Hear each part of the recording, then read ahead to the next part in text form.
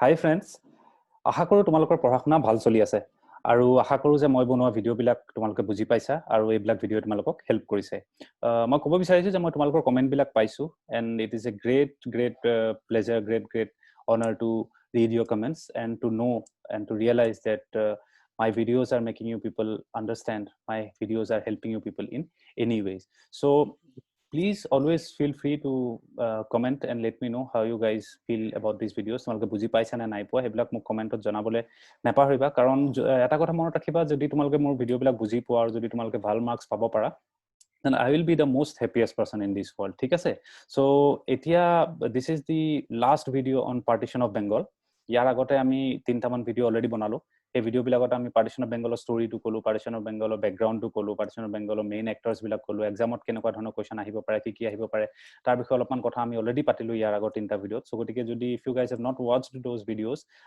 the videos are in the description box. You can go and click on the links and check out those videos. ঠিক আছে? So this is the last video of partition of Bengal. So let us begin with the last video of partition of Bengal. ঠিক আছে? এই last ভিডিঅ'টোত আমি কি চাম, আমি একদম প্ৰথম ভিডিঅ'টোত পাৰ্টিশ্যন অফ বেংগলৰ উই হেড চিন এ 6-step strategy, ৰাইট? মই এটা 6-step strategy কথা তোমালোকক কৈছিলোঁ যে কেনেকৈ তোমালোকে প্ৰিপেয়াৰ কৰিব লাগিব হিষ্ট্ৰীটো, যাতে তোমালোকে ভাল মাৰ্কছ ইজিলি পাব পাৰা, মাগাপ বা ৰাত্তাবাজি নকৰাকৈ। ঠিক আছে? হয়, তাৰে আমি 4টামান পইণ্ট অলৰেডি কভাৰ কৰিলোঁ। তাৰে যিকেইটা লাষ্ট এতিয়া বাকী আছে, মেইন পাৰ্টিশ্যন অফ বেংগল ইভেণ্টটো যিটো ইমপ্লিমেণ্টেশ্যন কেনেকৈ হৈছিলে সেইটো বাকী আছে আৰু তাৰ কনজিকুৱেঞ্চেছ বাকী আছে। ঠিক আছে? So' let us quickly cover this 2 topics in this last video'. So' partition of বেংগলৰ এই ইমপ্লিমেণ্টেশ্যনটো যেতিয়া আমি চাম, let me tell you guys date আৰু এটা তাত পইণ্ট আছিলে যিটো টুলছ বুলি মই কৈছিলোঁ, tools use by the actors বুলি যিটো পইণ্ট কৈছিলোঁ, সেই পইণ্টটো ইয়াতে কভাৰ হৈ যাব। তাৰমানে এই টুলছ টেকনিক্সবিলাক ইউজ কৰিছিলে বুলি আমি ক'ব পাৰিম লৰ্ড কাৰ্জন বা ব্ৰিটিছ গভৰ্ণমেণ্টে পাৰ্টিশ্যন অফ বেংগলটো ইমপ্লিমেণ্ট কৰিব কাৰণে। ঠিক আছে? চ' লেট আছ নাও C the event partition of Bengal. So' partition of Bengal মই অলৰেডি ক'লোঁ যে 2টা প্ৰভিন্স বনোৱা প্লেন আছিলে, যিটো অৰিজিনেল বেংগল প্ৰভিন্স আছিলে তাৰ পৰা উলিয়াই নি পেলাই এটা নতুন প্ৰভিন্স বনোৱা কথা আছিলে, সেইটো মই অলৰেডি কৈছিলোঁ। চ' এতিয়া যিটো আছিলে সেইটো হ'ল যে ইষ্টাৰ্ণ বেংগল এণ্ড আছাম নাম দিব সেই নতুন প্ৰভিন্সটো। ঠিক আছে? আৰু বেংগল প্ৰভিন্সৰ ভিতৰত থকা ৰাজশ্বাহী, চট্টগ্ৰাম আৰু ঢাকা এই 3ডোখৰ জেগা ওলাই পেলাই নিউ প্ৰভিন্সটোত এড কৰিব। ঠিক আছে? ইয়াৰ বিষয়ে মই অলৰেডি প্ৰিভিয়াছ ভিডিঅ'টোতো অলৰেডি কৈছিলোঁ। আৰু যিটো নতুন east Bengal and Assam province হ'ব, ইষ্টাৰ্ণ বেংগল এণ্ড আছাম, সেই প্ৰভিন্সটোৰ কেপিটেল কি হ'ব? Dhaka. So' the idea is that the new province will be named eastern Bengal and Assam. 3 places, Rajshahi, Chattogram and Dhaka, will be taken out from the original Bengal province and put into this new Eastern Bengal and Assam province. ঠিক আছে? The new capital of this Eastern Bengal and Assam province is going to be Dhaka, right? So originally the Chief Commissioner's province asile Assam, the capital of that province was Shillong, ami sobe jano. So after this new province is going to be created, ki hobo, the capital will be shifted from Shillong to Dhaka, and it will be known as the capital of Eastern Bengal and Assam. তাৰপিছত আমি already কৈছিলোঁ যে যেনেকৈ বেংগল প্ৰভিন্সত এজন lieutenant governor আছিলে, ঠিক একেধৰণে এতিয়া নতুন যিটো eastern Bengal and Assam province হ'ব, তাতো এজন লেফটেনেণ্ট গভৰ্ণৰ থাকিব। So' who will be this lieutenant governor? He will be Joseph Fuller. Joseph Fuller partition হোৱাৰ আগে কি আছিলে? তেখেত চিফ কমিশ্যনাৰ আছিলে সেই আছাম সৰু প্ৰভিন্সটোৰ। এতিয়া যিহেতু আছাম ইষ্টাৰ্ণ বেংগল এণ্ড আছাম প্ৰভিন্সটো হৈ যাব, তেতিয়া তাত তেওঁ কি হ'ব? লেফটেনেণ্ট গভৰ্ণৰ হৈ যাব। ঠিক আছে? আৰু কি কৈছিলে যে there will be high court in this new province. তো যেতিয়া নিউ প্ৰভিন্স হৈছে, নিউ ষ্টেট টাইপৰ হৈছে, so' of course there will be a need for a high court, because তাত ল যিবিলাক আইন কানুন যিবিলাক থাকিব সেইবিলাক বস্তু who will look after all those things, so there will be need for a high court. So a high court to কৈছে তেওঁলোকে আমি ঢাকাত বনাম বুলি এখন, they said that we will make a new high court in Dhaka for this new province, but লগতে কৈছিলে যে একেদিনাইতো হাই কোৰ্ট এখন বনাই উলিয়াব নোৱাৰে, তাত মিস্ত্ৰী মাতিব লাগিব, তাত এপইণ্টমেণ্ট হ'ব লাগিব, যেতিয়া কমপ্লিট হ'ব কনষ্ট্ৰাকশ্যন, তাৰপিছত লয়াৰ লাগিব, জাজ লাগিব, তো সেইবিলাকত বহুতখিনি টাইম লাগিব। চ' গতিকে তেওঁলোকে কৈছিলে যে যেতিয়ালৈকে সেইটো কনষ্ট্ৰাকশ্যন বা নতুন new high court, until a time when this new high court is operational, what will happen is that the Calcutta High Court, যিখন অৰিজিনেলি বেংগল প্ৰভিন্সৰ আগতে হাই কোৰ্ট আছিলে, সেই হাই court will have the jurisdiction over this new Eastern Bengal and Assam province also. ঠিক আছে? চ' যিটো original যিটো বেংগল প্ৰভিন্সটো আছে, তাৰ পৰা ইষ্টাৰ্ণ বেংগল এণ্ড আছামত এই চট্টগ্ৰাম, ৰাজশ্বাহী, ঢাকাখিনি ওলাই দিয়াৰ পাছত যিটো বাকী থাকি যাব, সেইটোৰ লগত আৰু অলপ এড কৰাৰ কথা আছিলে উৰিষ্যা আৰু ছোটানাগপুৰ অলপমান নতুনকৈ জেগা। ঠিক আছে? মধ্যপ্ৰদেশ যিটো এটা একে চিফ কমিশ্যনাৰ, যেনেকৈ আছামটো এটা সৰু চিফ কমিশ্যনাৰ্ছ প্ৰভিন্স আছিল, ঠিক তেনেকৈ আৰু এটা চিফ কমিশ্যনাৰ্ছ প্ৰভিন্স আছিল, সেইটো আছিলে নামটো মধ্যপ্ৰদেশ। ঠিক আছে? তো তাৰ পৰাও অলপমান জেগা উলিয়াই অনাৰ প্লেন আছিলে, আনি পেলাই যিটো অৰিজিনেল বেংগল প্ৰভিন্স তাত এড কৰি দিয়াৰ কথা আছিলে। চ' দি ৰিমেইনিং যিটো থাকি গ'ল, দি বেংগল প্ৰপাৰ, যিটো বেংগল প্ৰপাৰ প্ৰভিন্স থাকি গ'ল, তাৰ ভিতৰত ৱেষ্ট বেংগল, উৰিষ্যা আৰু ছোটানাগপুৰ মিলাই পেলাই এতিয়া সেই প্ৰভিন্সটো হ'ব। ঠিক আছে? আৰু ফাইনেলি কি আছে? when will be the partition of Bengal implemented? সেইটো হৈছে 16 অক্টোবৰ। ঠিক আছে? So' this is broadly the event of partition of Bengal, যিটো মই আগৰ ভিডিঅ'টো কৈছোঁ আৰু এইটো ভিডিঅ'টো কৈছোঁ। ঠিক আছে? হৈ গ'ল এতিয়া what next we will see ঠিক আছে এইবিলাক কথাটো ব্ৰিটিছ গভৰ্ণমেণ্টে ক'লে যে বহুত ডাঙৰ প্ৰভিন্স আছিলে Bengal was a large province we need to divide it for administrative benefits তাৰপিছত কৈছিলে যে ইষ্টাৰ্ণ বেংগল এণ্ড আসামতো ভাল এডমিনিষ্ট্ৰেশ্যন হ'ব লাগে সেইকাৰণে এটা মানে যিটো আসাম চিফ কমিশনাৰ্ছ প্ৰভিন্স আছিলে বা যিটো নৰ্থ ইষ্ট ইণ্ডিয়া লাহে লাহে যিটো এক্সপাণ্ড হৈছিলে তাতো ভাল এডমিনিষ্ট্ৰেশ্যন লাগে ভাল গভৰ্ণমেণ্ট লাগে ভাল ফেচিলিটি লাগে সেইকাৰণেও এটা নতুন প্ৰভিন্স বনাব লাগিব এইবিলাক বহুতখিনি ৰিজন তাত দিছিলে গভৰ্ণমেণ্ট অফ ইণ্ডিয়া ঠিক ব্ৰিটিছ গভৰ্ণমেণ্টে এইবিলাক বহুতখিনি ৰিজন দিছিলে ঠিক আছে লৰ্ড কাৰ্জনেই হওক বা লৰ্ড ব্ৰড্ৰিকে হওক বা হাৰ্বাৰ্ট ৰিজলিয়ে হওক এইবিলাক যিকেইজন মানুহ আছিলে তেওঁলোকে এইবিলাক কিছুমান ৰিজন পাব্লিকৰ আগত দিছিলে যে they gave these reasons to the common public of India that this is very very essential for administrative point of view but এতিয়া আমি চাব লাগিব যে একচুৱেলি তাৰ পিছফালে কিবা বেলেগ মটিভ আছিলে নেকি ব্ৰিটিছ গভৰ্ণমেণ্টৰ ঠিক আছে সেইটো চাবৰ কাৰণে মই এখন ইয়াত শ্লাইড বনাইছো ঠিক আছে let us look at this slide looks at the underlying motive of the British ঠিক আছে so once this partition of Bengal will be completed let us look at what will be the new demography of the new two provinces ঠিক আছে পপুলেশনৰ স্ট্ৰাকচাৰটো কেনেকুৱা ধৰণৰ হ'ব যেতিয়া এই নতুন প্ৰভিন্স দুখন ওলাই আহিব হেতু আমি ইয়াত চাব ওলাইছো ঠিক আছে ইষ্টাৰ্ণ বেংগল এণ্ড আসাম যিখন নতুন প্ৰভিন্স হ'ব সেই প্ৰভিন্সখনৰ পপুলেশ্যনটো কিমান হ'ব অলমোষ্ট 3 crores ওচৰা-ওচৰি হ'ব ঠিক আছে almost 3 crore will be the population of this new Eastern Bengal and Assam province into which some of the parts of the original Bengal province will be added like like which of the places joldi fatafat comment ot mention kori dia jodi tumalko monot ase those will be Rajshahi Chattogram and Dhaka ঠিক আছে তাৰ পিছত কি হল এটাৰ পপুলেশ্যনটো হেইবিলাকৰ ফলত কিমান হৈ যাব 3 crore এতিয়া কথাটো হল কি আমি দেখিছিলো আগৰ এটা ভিডিওত যে বেংগল প্ৰভিন্সৰ অৰিজিনালি পপুলেশ্যনটো কিমান আছিল এটা around 7.8 crores ঠিক আছে 7.8 to 8 crores এটা পপুলেশ্যন আছিল তাৰ লগত যেটো আসাম চিফ কমিশনাৰ্ছ প্ৰভিন্স আছিল তাতো অলপমান সৰু সৰু কিবা এটা পপুলেশ্যন আছিল ঠিক আছে আৰু তাৰ পৰা যিবিলাক নতুন জায়গা মধ্যপ্ৰদেশ বা কৰবা পানা প্লেন আছিল হেবিলাকত অলপ পপুলেশ্যন আছিল তো সেই গুটেবিলাক মিলাই কি হল এটা পপুলেশ্যন approximately 9 crores ওচৰা-ওচৰি এটা পপুলেশ্যনৰ লগত ৰিলেটেড এ পাৰ্টিশন অফ বেংগলৰ কথাটো আহি গল so a population of around 9 crore was associated or involved with the entire idea of partition of Bengal ঠিক আছে এই 8 to 9 crore population to এতিয়া ডিভাইড হৈ যাব দুটা প্ৰভিন্সৰ ভিতৰত তো ইষ্টাৰ্ণ বেংগল এণ্ড আসামৰ যেটো নিউ প্ৰভিন্স হ'ব তাত পপুলেশ্যন কিমান হোৱা কথা আছিল পপুলেশ্যনটো এতিয়া হৈ যাব অলমোষ্ট 3 crores ঠিক আছে in this 3 crore 1.8 crore will be Muslim population and around 1.2 crore will be Hindu population ঠিক আছে approximately and the Bengal province যেটো proper province যেটো থাকি যাব that কি হ'ব population will be around 5.4 crores তাৰ ভিতৰত 4.2 crore will be Hindu population and around 90,000 to 1 lakh will be the Muslim population ঠিক আছে আৰু যেটো বেংগল প্ৰপাৰ প্ৰভিন্স আছে যেটো বেংগল প্ৰভিন্স বুলি কলা আমি কি বুজি পাওঁ যে বেংগল প্ৰভিন্স হলে বেংগলী হ'ব লাগিব এটা বুজি পাওঁ আমি not this is not necessary this is not compulsory but Bengal province হলে যে এটা কি মানুহৰ ফিলিং আহে যে এটা বেংগলী মানুহ মেজৰিটি হ'ব লাগে বা বেংগলী পপুলেশ্যন থাকিব লাগে বাট এটা আমি যদি চাওঁ যেটো বেংগল প্ৰভিন্স নতুনকে বাকি থাকি গল পাৰ্টিশন অফ বেংগল হোৱাৰ পাছত তাত আমি কি দেখিলো যে Bengali speaking population will be around 1.7 crore and Oriya and Hindi population দুইটা মিলাই পেলাই কিমান হ'ব 3.7 crore right তাৰ পিছত এইটোৰ ফলত আমি কি দেখিলো যে ইয়াৰ after looking all these figures after looking this population structure that will get divided what idea do we get two broad ideas here right first we get an idea that the Bengal province kon jitu eta I had mentioned in the previous background video that there was a very strong Hindu Muslim unity in this Bengal province right so what we see after looking at these numbers is that there is a very subtle very clever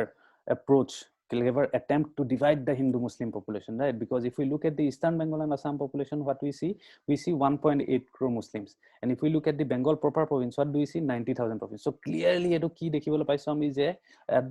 on the basis of religion eto ekdom clearly divide korise boli amar sokur agot bostu to ulai porise je 1.8 crore Muslim population tat pothai dise aru 90,000 to 1 lakh population Muslim population yat rakhi dise direct dekhibo poa goise ekdom ejon একো নজনা মানুহ একদম নিৰক্ষৰ মানুহ এজনে কথাটো directly কৈ দিব পাৰিব যে এটো একদম ডাইৰেক্টলি ৰিলিজিয়াছ লাইনছত এটা পাৰ্টিশন কৰাৰ প্ল্যান কৰা হৈছে ইয়াত ঠিক আছে ম্যাক্সিমাম 1.8 crore population যেতিয়া গুছি যাব 3 crore ভিতৰত 10টাৰ ভিতৰত যেতিয়া 8 জন মানুহ এটা পপুলেশ্যন এটা প্ৰভিন্সত মুসলিম পপুলেশ্যন দি দিব আৰু যেতিয়া 10টাৰ ভিতৰত দুজন মানুহ এটা প্ৰভিন্সত হিন্দু মানুহ দি দিব তাৰ মানে কি হল এটো directly division on religious line কৰিবলৈ ট্ৰাই কৰি আছে এটা খুব ভাল ইউনিটি আছিল বেংগল প্ৰভিন্সত মুসলিমছ এণ্ড হিন্দুজ যিবিলাক ল্যান্ডলৰ্ডছ আছিল এগ্ৰিকালচাৰ ফাৰ্মাৰ্ছ আছিল তেনেকে সবৰে মাজত এটা খুব ভাল ইউনিটি আছিল এটো ব্ৰেক কৰাৰ এটা we see that there is a direct attempt to break this Hindu Muslim unity through the partition of Bengal In addition to that, key holds the Bengal province, which I had said in the background video. So if you have not watched the background video of partition of Bengal, quickly go and watch that video from the link in the description box. So in the background video, we saw that Bengali intelligentsia was developing very fast. National movement to খুব strong developer গৈ আছিল বেংগলত তাৰ লগতে মই কৈছিলো যে Bengali population was getting very good education, British education, English education পাই তেওঁলোক খুব intelligent, খুব expert হৈ গৈ আছিল তেওঁলোকে দেশ বিদেশৰ western philosophers বিষয়ে দেশ বিদেশৰ writers বিলাকৰ কথা তেওঁলোকে পঢ়িব start কৰিছিল তেওঁলোকে বহুত কথা জানিব start কৰিছিল ঠিক আছে তো তাৰ ফলত কি হৈছিল যে Bengali population, Bengali speaking population was one of the first population in this country to get very modern and get very progressive. So as a result of that, আমি দেখিছিলো যে ব্ৰিটিছ গভৰ্ণমেণ্টৰ লাহে লাহে টেনচন হ'ব ষ্টাৰ্ট হৈছিলে ভয় হ'ব start হৈছিলে যে এওঁলোকে আমাক মানে আমাৰ দিগদাৰ কৰিব নেকি ইয়াত ৰুল কৰিবৰ কাৰণে so as a result of that we see that after partition of Bengal what happened is that Bengal বোলা যিটো প্ৰভিজন আছিলে দুখ লগা কথা যে বেংগল বুলি যিটো প্ৰভিন্স হোৱা কথা আছিলে তাতেই বেংগলী পপুলেশ্যনটো আমি দেখিলো যে মাইনৰিটি হৈ পৰিবলৈ ধৰিলে the Bengali population in Bengal proper itself turned out to become the new minority. Bengali speaking population jodi 1.7 crore hoy in a 5.4 crore population, so 3.7 crore different language speaking population of what, and we will see that the Bengali speaking population itself will get a minority status, will become minority in this Bengal province itself. So as a result of that, ami dekhilu je partition of Bengal underlying motive appeared to be two important motives. One was that to divide the Hindu-Muslim unity, which was developing very fast in this Bengal province, and second, to divide the Bengali-speaking Bengali intelligentsia and Bengali national movement, which was emerging, into two parts by making Bengalis the minority in Bengal itself. Okay, so this is it. This was the underlying motive of British government, which we can decipher, which we can bring out, which we can understand by looking at the figures which were to emerge after the partition of Bengal. ঠিক আছে এটো খুব clear কথা তাহাঁতি তো খুব ধুনিয়াকে কৈ দিলে ব্রিটিশ গভর্নমেন্টে যে ঠিক আছে আমাৰ চলাবলৈ দিগদাৰ হৈছে এটা বেগ আমাৰ বহুত গধুৰ হৈ গৈছে ইয়াৰ পৰা ওলাই আমি অলপ বেলেগ এটা বেগত পপুলেশ্যন বা টেৰিটৰি ভৰাব লাগিব তাহাঁতৰ কাৰণে এটো খুব সিম্পলি তাহাঁতি কৈ দিলে যে এডমিনিষ্ট্ৰেটিভ পাৰপাছৰ কাৰণে আমি কৰি আছো but if we look at it very carefully, if we study it very carefully, we see that these were the things, and as a result of it we can say that it was the underlying motive of the British government to divide the population of Bengal into two parts. First, to divide the Hindu-Muslim unity, and second, to divide and to fracture the national movement, the awakening, the growth and the progress that was coming in the Bengali population and Bengal proper. Okay, so this is it. This is very important for examination point of view. ঠিক আছে সেবা student যিসকল আছে তেওঁলোকৰ কাৰণে এইটো বহুত important তাত সুধে আণ্ডাৰলাইং মোটিভৰ কথা সুধিব পৰা বহুত চান্স আছে ঠিক আছে তো So আমি এটালৈকে কি দেখিলো partition of Bengal main implementation তো আমি দেখিলো আৰু partition of Bengal কিবা কিবি underlying motive কি British government আসলে হেবিলাক আমি দেখিলো both of these are very important, very essential for examination point of view যদি তোমালোকে এটালৈকে নোটস বনোৱা নাই তেনেহলে ভিডিওটো পজ কৰি লোৱা আৰু অলপ ৰিৱাৰ্ড কৰি পেলাই ভিডিওটো তোমালোকে চাই লোৱা ফটাফট ঠিক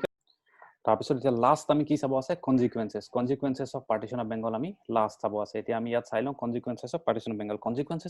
of Bengal to actually আমি ভালকে ডিটেইলছত শিকিম যেটা আমি স্বদেশী মুভমেন্টটো চাম because স্বদেশী movement was one of the most important